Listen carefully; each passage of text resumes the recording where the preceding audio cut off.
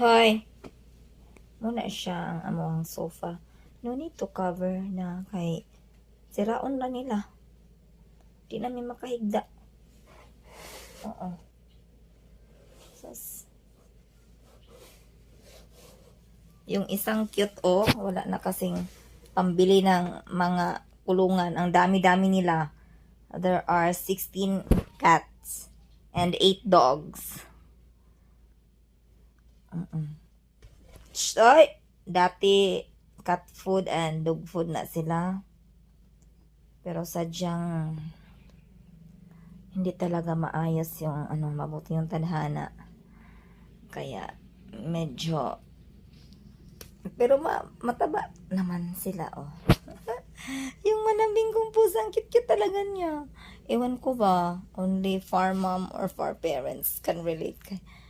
Mawawala talaga yung pagod mo sa kanila. Ang cute-cute talaga nila. Lalo na yung isa doon na nakakulong din. Pero malungkot ako ngayon kasi yung isa naming pusa na puti, siya ang pinakamatanda, may sakit. Kung marami lang talagang pera, ipapabit ko talaga siya. Nung una, pumunta kami ng vet, nakagastos kami doon ng 5,000. Opo. Kay Mining Ninyo.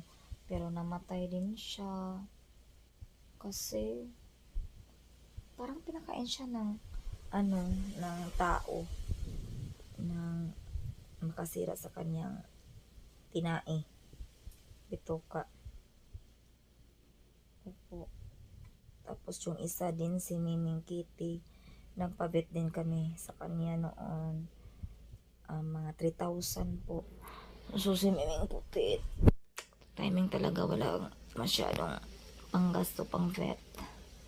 Ayun, herbal lang muna siya.